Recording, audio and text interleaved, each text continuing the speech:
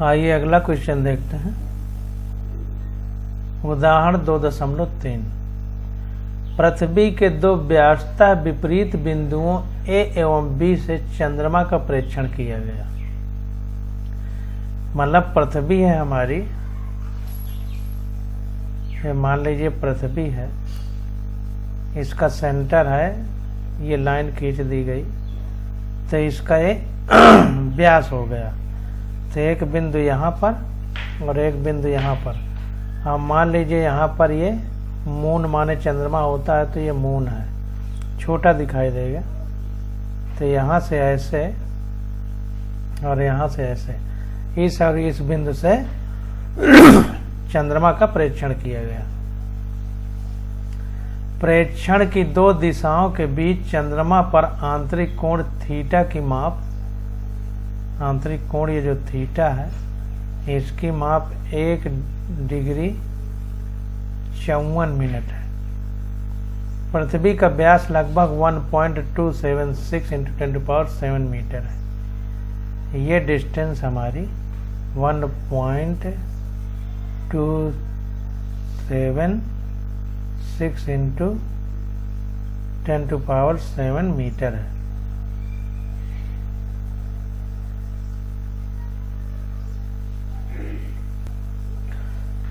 तो हमसे पूछ रहा है पृथ्वी से चंद्रमा की दूरी का परिकलन कीजिए। पृथ्वी से चंद्रमा की दूरी यानी ये हमारा d हो गया, ये भी d हो जाएगा और ये 2r हो जाएगा। एक तरह से यहाँ पे डिस्टेंस r थी तो डिस्टेंस 2r मतलब त्रिज्या की 2 गुनी, व्यास त्रिज्या का 2 गुना होता है तो वो हो जाएगा। तो इस तरह से हम लोग फिगर बना सकते हैं। तो इसको देखते हैं। हमें ज्ञात है थीटा, जो अभी हमने फिगर बनाया था, थीटा दे दिया है 1 डिग्री 54 मिनट। अब ये जो हमने क्वेश्चन किया था तो 1 डिग्री बराबर 60 मिनट होता है। तो यहाँ पर देखिए थीटा 1 डिग्री 54 मिनट है तो 1 डिग्री 60 मिनट, तो 60 में 54 जोड़ देंगे तो 114 मिनट आ जाएगा। इस डिग्री को मिनट में बदल दिया है। तो ये हमारा आ गया 114 मिनट। अब हमको 114 मिनट को सेकंड में बदलना है। तो 1 मिनट में 60 सेकंड होते हैं तो 114 में तो 60 का गुणा कर दें तो 114 में क्या सेकंड बन जाएगा। तो 114 में 60 का गुणा कर दिया तो ये सेकंड बन गया। अब इसको रेडियन में बदलना है।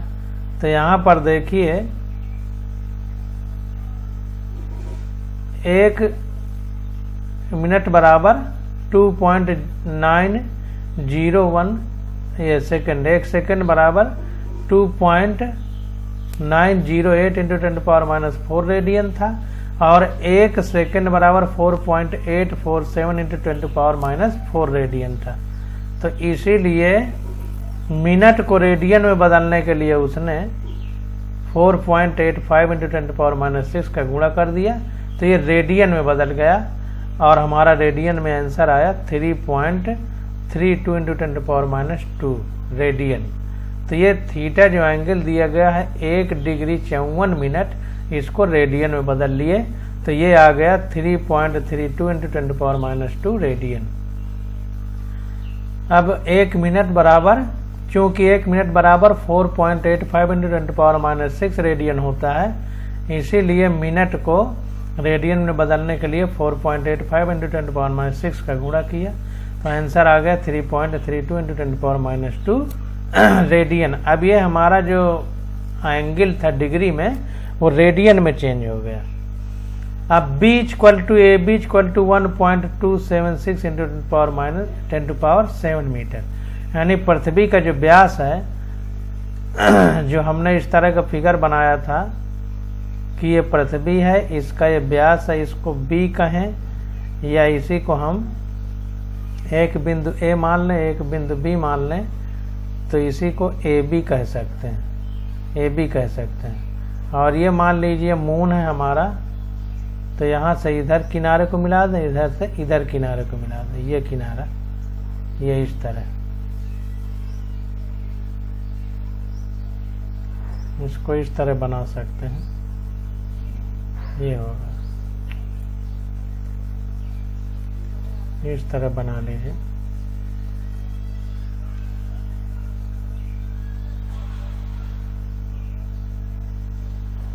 ये हमारी पृथ्वी हो गई, ये उसका व्यास हो गया।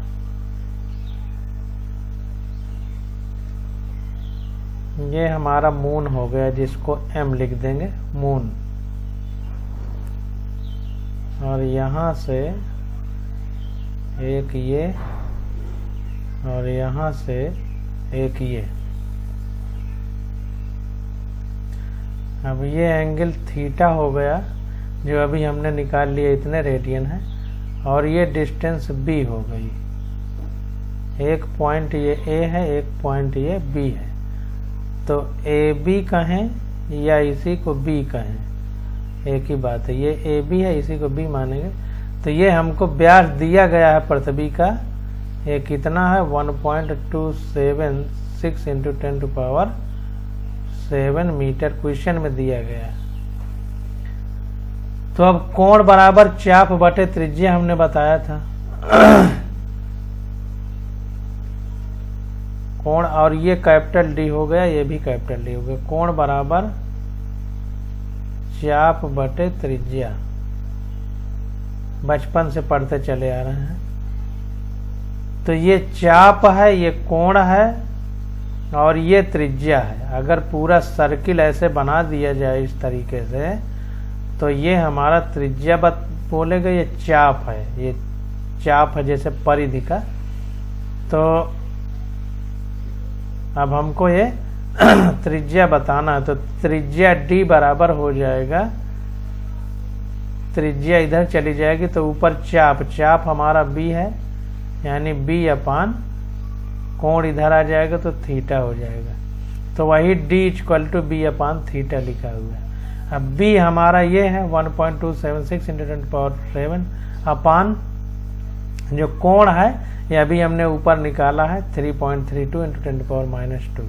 वैल्यू रख दिया तो सॉल्व करने पे आंसर आ गया 3.84 इंटू 10⁸ मीटर। तो इस तरीके से हम लोग क्वेश्चन सॉल्व करेंगे। अगला क्वेश्चन देखते हैं। कह रहा है कि सूर्य के कोणीय व्यास की माप 1920 सेकंड है। कोणीय व्यास, पृथ्वी से सूर्य की दूरी d इतने मीटर है। सूर्य के व्यास का परिकलन कीजिए। तो ये फिगर हमने बना दिया। मान लीजिए सन है और ये अर्थ है, मतलब ये सूरज है, ये पृथ्वी है। कह रहा है सूर्य के कोणीय व्यास की माप। तो ये व्यास है सूर्य का, तो यहाँ से पृथ्वी से किसी बिंदु से ऐसे कोण बनाया गया, तो ये थीटा हमको दे दिया 1920 सेकंड, ये दे दिया 1920 सेकंड। कह रहा है पृथ्वी से सूर्य की दूरी d 1.496 इंटू 10⁻11 मीटर है। तो ये हमको दूरी जो d दे दिया है ये हमारी 1.496 इंटू 10⁻11 मीटर है, ये डिस्टेंस दे दिया।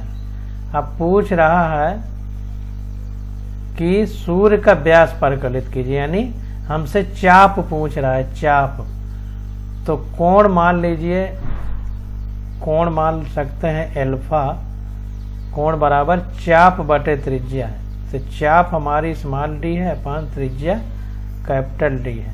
अब हमसे स्मॉल डी यानी व्यास पूछ रहा है सूर्य का, तो d equal to alpha into capital D हो जाएगा। एल्फा इंटू कैपिटल डी, वही चीज लिखा है, स्मॉल डी बराबर एल्फा इंटू कैपिटल डी। अब देखिए सूर्य का कोणीय व्यास एल्फा 1920 सेकंड दिया है। इसको रेडियन में, हमेशा रेडियन में ही वैल्यू रखेंगे, इसको ध्यान दीजिएगा।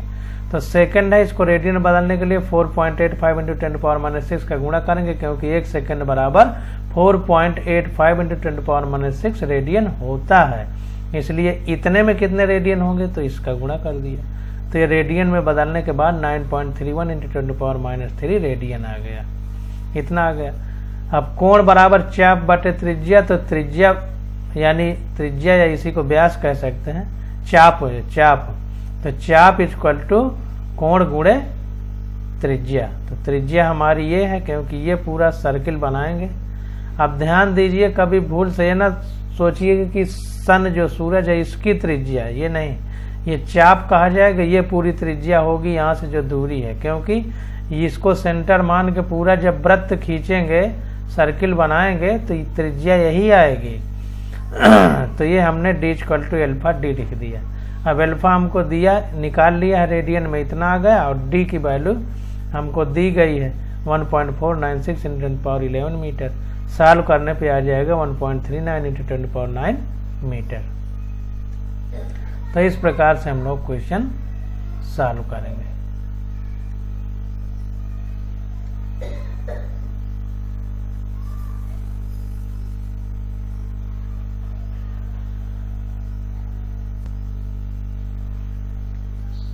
अब आगे स्टडी करते हैं अति सूक्ष्म दूरियों का मापन।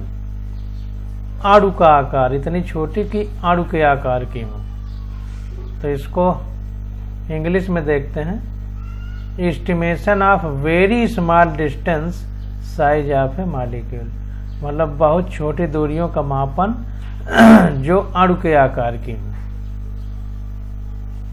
तो देखते हैं, अणु के व्यास, अणु का व्यास हमारे जो है 10⁻8 मीटर से 10⁻10 मीटर तक का हो सकता है।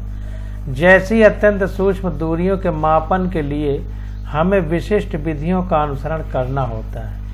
इनके लिए हम पेंच मापी जैसे मापक यंत्रों का उपयोग नहीं कर सकते। यहाँ तक कि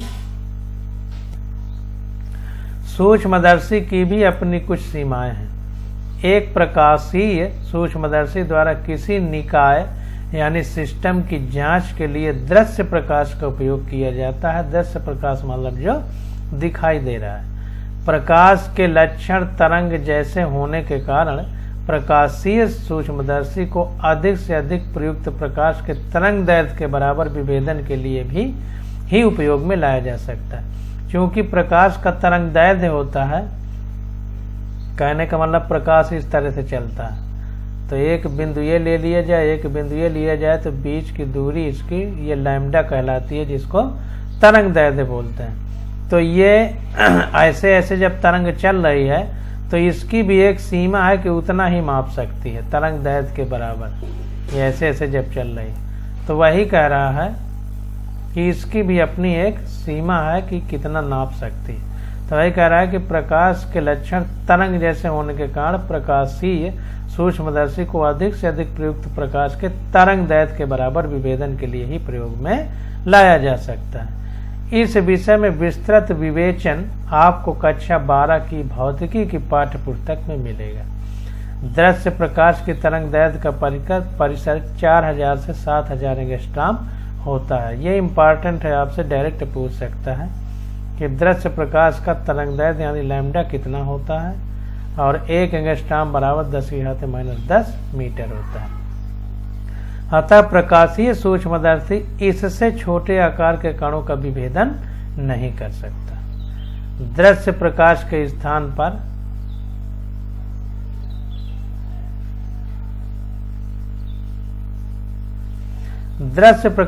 स्थान पर हम इलेक्ट्रॉन पुंज का उपयोग कर सकते हैं। तो दृश्य प्रकाश के स्थान पर अगर हम इलेक्ट्रॉन पुंज का उपयोग करें तो इलेक्ट्रॉन पुंजों को उचित रीति से अभिकल्पित वैद्युत एवं चुंबकीय क्षेत्रों द्वारा फोकसित किया जा सकता है। तो विद्युत और चुंबकीय क्षेत्र जो होते हैं, जब कोई आवेश चलता है तो आवेश तो खुद ही विद्युत पार्टिकल है, और जब चलता है तो वह चुंबकीय क्षेत्र उत्पन्न करता है। तो उसी में इलेक्ट्रॉन को दौड़ाया जा सकता है। आवेश इलेक्ट्रॉन ही होता है, चार्ज।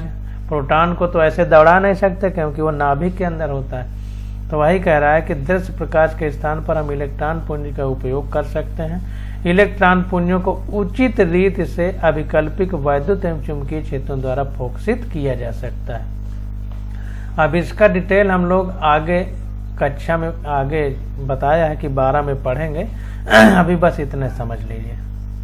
इस प्रकार के इलेक्ट्रॉन सूक्ष्मदर्शी का विभेदन भी अंततः इसी तथ्य द्वारा सीमित होता है कि इलेक्ट्रॉन भी तरंगों की तरह व्यवहार कर सकते हैं। इस विषय में विस्तार से आप कक्षा 12 में पढ़ेंगे। तो इलेक्ट्रॉन भी तरंगों की तरह व्यवहार करते हैं, इसको कक्षा 12 में लोग स्टडी करेंगे। किसी इलेक्ट्रॉन की तरंगदैर्ध्य 1 एंगस्ट्रॉम के अंश के बराबर कम हो सकती है। मतलब किसी इलेक्ट्रॉन की तरंगदैर्ध्य जिसको हम लैम्डा लिखते हैं वो 1 एंगस्ट्रॉम के बराबर या कम हो सकती है। 0.6 एंगस्ट्रॉम विभेदन क्षमता तक के इलेक्ट्रॉन सूक्ष्मदर्शी विकसित किए जा चुके हैं। 0.6 एंगस्ट्रॉम तक के भेदन क्षमता वाले, मतलब इतना छोटी चीज को भी देख सकते हैं। इनके द्वारा लगभग पदार्थों के अणुओं और परमाणुओं का विभेदन संभव हो गया। हाल ही में विकसित सुरंगन सूक्ष्मदर्शी द्वारा भी 1 एंगस्ट्रॉम से सूक्ष्मतर विभेदन प्राप्त कर लिया गया। तो सुरंगन सूक्ष्मदर्शी एक बनाई गई है, नाम है उसका, तो उससे 1 एंगस्ट्रॉम से सूक्ष्मतर विभेदन कर लिया गया। मतलब इससे भी छोटी चीजें हम लोग देख सकते हैं। इनके द्वारा अब अणुओं की आमाप का आकलन संभव। तो अब ये इलेक्ट्रॉन सूक्ष्मदर्शी बन जाने के बाद हम परमाणुओं और अणुओं की भी दूरियां या उनको भी नाप सकते हैं। ओलिक अम्ल अणु के साइज का आकलन करने की एक सरल विधि नीचे दी गई है। ओलिक एसिड एक जो है अम्ल होता है, आगे हम लोग पढ़ेंगे। तो वही कह रहा है कि ओलिक अम्ल के साइज का आकलन करने की एक सरल विधि नीचे दी गई है। ओलिक अम्ल एक साबुनी द्रव है जिसके अणु का साइज 10⁻⁹ मीटर कोटि का होता है। तो ओलिक एसिड को जो है इसका फार्मूला लिख लीजिए। ओलिक एसिड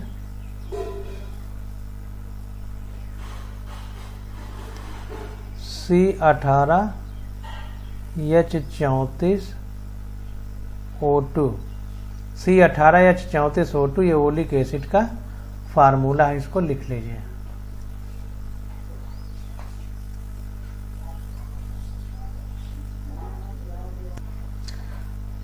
C18H34O2 हमने ओलिक एसिड का फार्मूला लिख दिया।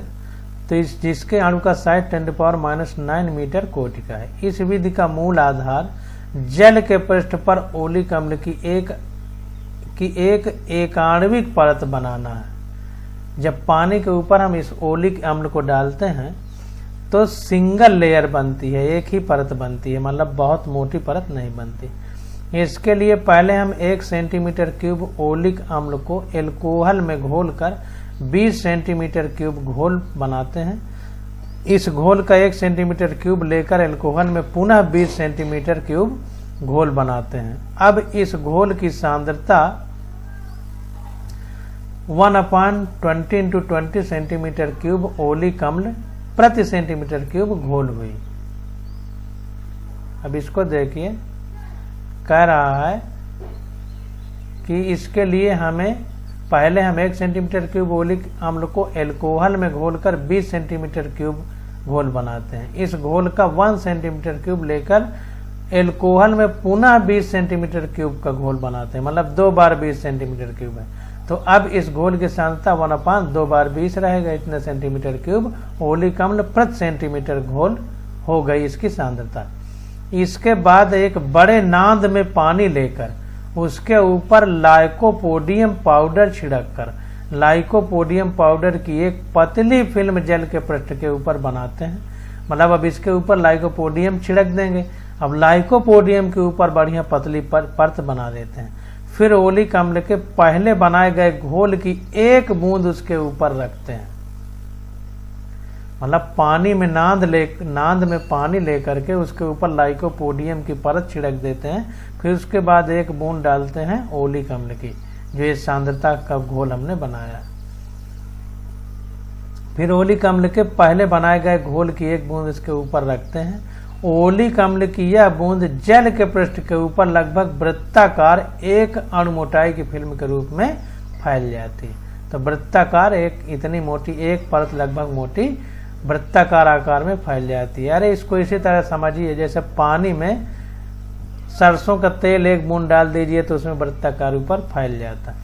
इस प्रकार बनी तन फिल्म का व्यास माप कर इसका क्षेत्रफल ज्ञात किया जाता सकता है। माना कि हमने जल के पृष्ठ पर n बूंदें ओलिक अम्ल की घोल की डाली। यदि प्रारंभ में ही हम 1 बूंद का अनुमानित आयतन 20 सेंटीमीटर क्यूब ज्ञात कर लें तो घोल की n बूंदों का आयतन कितना हो जाएगा, n इंटू 20 सेंटीमीटर क्यूब, क्योंकि 1 बूंद का आयतन v है तो n बूंदों का nv हो जाएगा। इस घोल में विद्यमान ओलिक अम्ल का आयतन nv, अब चूंकि ओलिक अम्ल के लिए हमने कितना स्थान घेरेगा निकाल लिया था, 1/20 इंटू 1/20 सेंटीमीटर क्यूब, क्योंकि 2 बार किया गया था। तो nv into 1/20 into 1/20 centimetre cube ये ओलिक अम्ल का आयतन हो जाएगा। तो ओलिक अम्ल का यह घोल तेजी से जल के पृष्ठ पर फैलकर T मोटाई की पतली फिल्म बना देता है। अभी जो आयतन निकाला गया तो कह रहा है कि ये पानी में तुरंत फैल करके उसकी मोटाई जो है पर्त की फिल्म की जो पतली फिल्म बनी उसको कह रहा है कि स्मॉल T मोटाई में फैल की परत बना लेता है, फिल्म बना लेता है। यदि इस फिल्म का क्षेत्रफल a सेंटीमीटर क्यूब हो, क्षेत्रफल इक्वल टू लंबाई गुणे चौड़ाई, तो a लंबाई चौड़ाई में दोनों में मीटर आएगा या सेंटीमीटर, इसलिए सेंटीमीटर स्क्वायर हो गया। तो का क्षेत्रफल है जो फिल्म की मोटाई T बराबर फिल्म का आयतन अपान फिल्म का क्षेत्रफल। अब आयतन में L क्यूब है और क्षेत्रफल में L स्क्वायर है, क्योंकि इसमें सेंटीमीटर सेंटीमीटर सेंटीमीटर 3 बार आएगा, क्षेत्रफल में सेंटीमीटर सेंटीमीटर 2 बार आएगा, ऊपर 3 बार है नीचे 2 बार कटेगा तो सेंटीमीटर आ जाएगा, मतलब एक ही बीमा आ जाएगी। तो इसीलिए T हमारी मोटाई आ जाएगी, क्योंकि मोटाई एक ही तरफ है, क्षेत्रफल 2 तरफ होता है, आयतन 3 तरफ होता है। तो ये सॉल्व करने पे आ गया T equal to nv upon 20 into 20 centimetre. तो इस तरीके से हम लोग जो है उस पर्त की मोटाई ज्ञात कर सकते हैं जो फिल्म बनी है।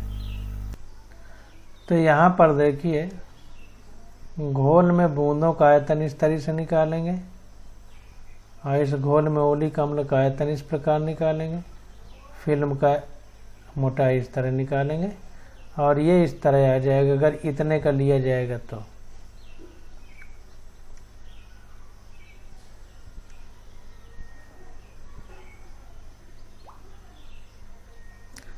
यदि हम यह मान लें कि फिल्म एक आणविक मोटाई की है तो T ओलिक अम्ल के अणु की आमाप अथवा व्यास बन जाता है।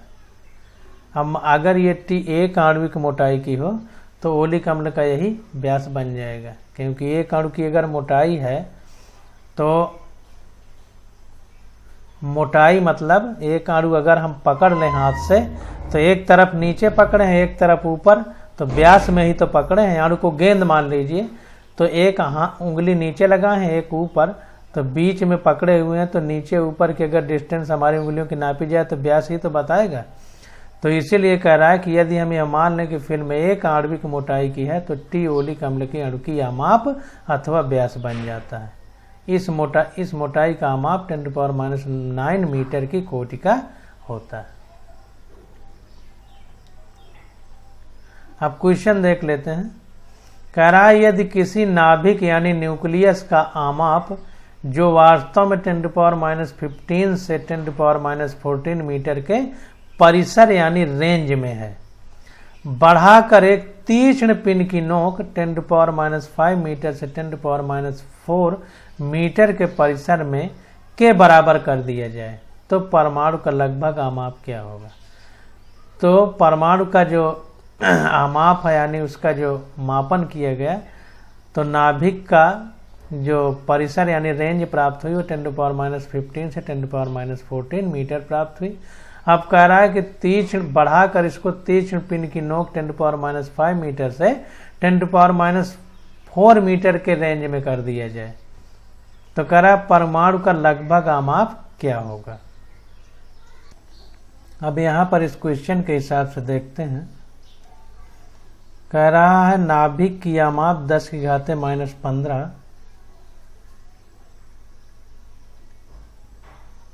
से 10⁻⁻14 मीटर की कोट की है और कह रहा है पिन की नोक 10⁻5 से -5 से 10⁻⁻4 मीटर कोट की है।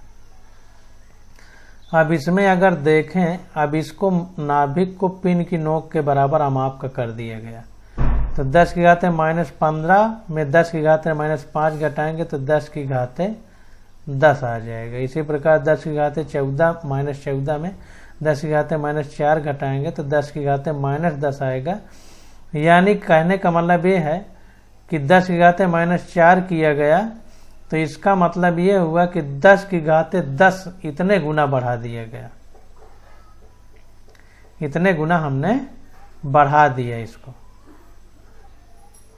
भाई इसमें 10⁻⁻15 में 10⁻10 का अगर गुणा करें तभी 10⁻5 आएगा और 10⁻14 में भी 10⁻10 का गुणा करें तभी 10⁻4 आएगा। इसका मतलब 10⁻10 गुना जब बढ़ाएंगे तब पिन की कोटि में परमाणु आ पाएगा। तो कह रहा है कि परमाणु का आमाप लगभग आमाप क्या होगा। तो अब अगर लगभग आमाप की बात करें तो हमने परमाणु का सामान्य आकार 10⁻10 मीटर होता है, 10⁻10 मीटर। अब कह रहा है ये पिन की नोक के बराबर जब कर देंगे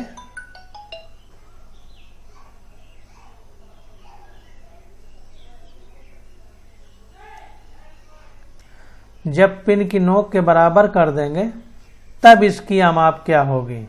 तो 10⁻10 मीटर कोट थी तब जब 10⁻15 से 10⁻4 मीटर के परिसर में था नाभिक तब। अब 10⁻10 गुना हमने बढ़ा दिया, तो 10⁻10 गुना जब बढ़ा दिया तो पहले 10⁻10 थी, अब 10⁻10 गुना बढ़ा दिया पिन की नोक के बराबर, तो कितने गुना, जब इतने गुना बढ़ा दिया तो अब आमाप कितना होगी। तो इसी में 10⁻10 का गुणा हो जाएगा।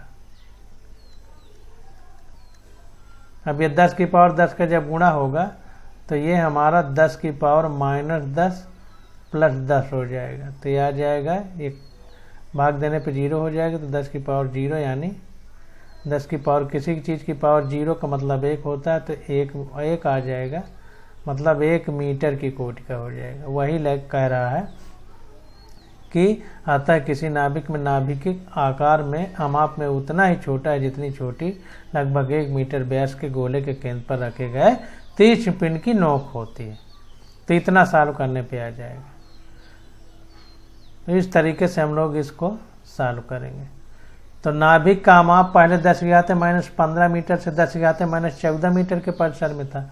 जब 30 पिन की नोक 10⁻−5 मीटर से 10⁻4 मीटर के परिसर में कर दिए तो 10⁻−15 से 10⁻−5 हो गया, यानी 10⁻10 गुना बढ़ गया।